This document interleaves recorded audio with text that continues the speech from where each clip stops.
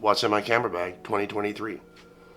It's a little late in the year for it, but everybody likes these type of videos. What I use is the Temba Access 24 liter. Let's get into it.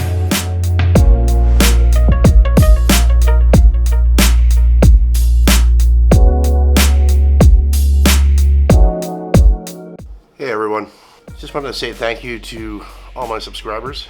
We've just hit the 100 mark and we're onwards and upwards to 500. So thank you very much. Without your support, we wouldn't have reached that goal. And we're hoping to achieve the next goal with your continued support. So thank you very much. I use the Temba Access version 1. It's a 24 liter. Has lots of pockets, moly webbing all around the bag.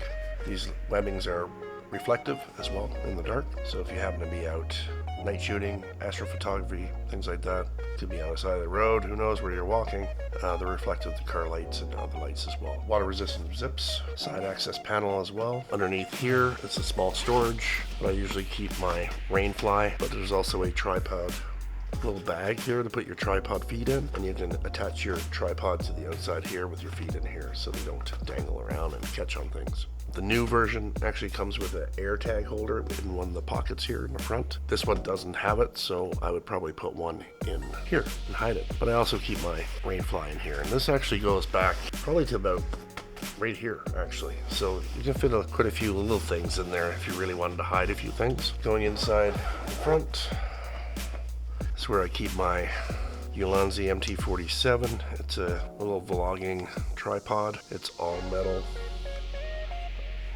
Very robust, durable, extends a little ways. So a little cold shoe built on the side. Also inside, I carry my Zhiyun Crane M2S. It's a very good gimbal as well. Doesn't take a lot of payload, but I use the Sony ZV-E10. I use the Osmo Action 3 cell phone, things like that, so it's enough. As long as you're not using a large lens on the camera. The kit lens is fine for weight. 50mm 1.8 that I have is actually okay as well, but anything larger would require a more heavy-duty gimbal than this. Also keep a little tripod mount on the bottom here for it as well. Number of things, it's just a communication cable for the crane, stabilizer, and pen, lens pen or brush, and I have a couple of those spares as well. And I keep in here, and the trusty dusty rocket blower. Anything else in here? I keep a few little dividers, bags, things like that in here as well. It's a pretty deep pocket, goes all the way to the bottom. You can put your little card in here or an air tag in here if you really wanted to hide it behind a card or something. Flipping over on the side, it does have a fairly large capacity water bottle holder with maybe 1 liter bottle, but it pulls down nice and flat as well. There's no other attachment points here other than here and here. Moly webbing on the front and the moly webbing on this side. So there is a quick access for camera. I don't use it a lot, but I do keep my backup camera in here, and that is my Canon T5i, or equivalent is the D700, is the international version. All else fails with my other camera, I use that as a backup. And then over to the back, I do use the FALCAM F38 quick release system, and I use it for my camera. So a lot like the Peak Design capture clip with the quick release system, so you can actually lock it as well by turning the thing to make sure it doesn't come off, and these things just tighten and adjust to your strap. I do find that the straps need to be quite thin in order to put one of these on, but it does work well and never comes off once I put it on. Let's get inside the bag, shall we? So we do have laptop sleeve, my M1 MacBook Air in here, plenty of room. Mine is only a 13-inch. I think this can hold up to a 16-inch MacBook. It's got a little bit of cushion, probably about 3/4 of an inch on the bottom. It's sufficient enough, and the bag does stand up on its own as well. I do have to say about this bag and with Temba, the Velcro is very sticky. It's very well made. Dividers are nice and thick and padded. Just doesn't seem to be any metal or anything inside. It's just a very thick foam, great material, and it's held up over the past year for me. Getting into the bag, I do have my Sony ZV-E10. I don't access it through here. I usually have it as a quick access through here. I just flip this little tab and I pull the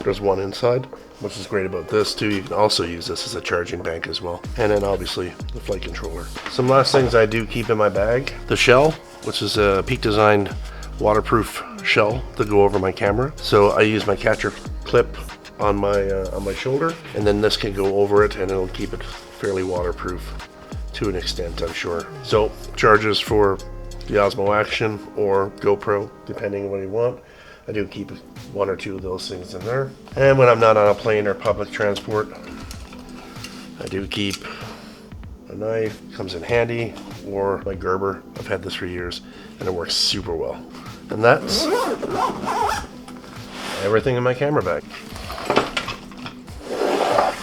So that's what's in my camera bag for 2023. 2024, hey, you never know. There could be some extra things in there or some things taken out. Could be a new camera body, could be new lenses. Who knows? But wait for that one to come out in 2024. Thank you very much for watching. And we'll catch you in the next one.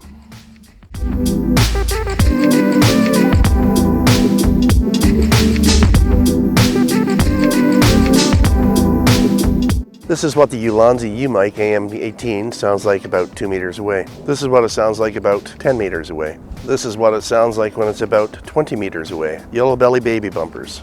And this is what it sounds like about 50 meters away. Yellow belly baby bumpers. And it also works with the DJI Osmo Action 3. What's it sound like?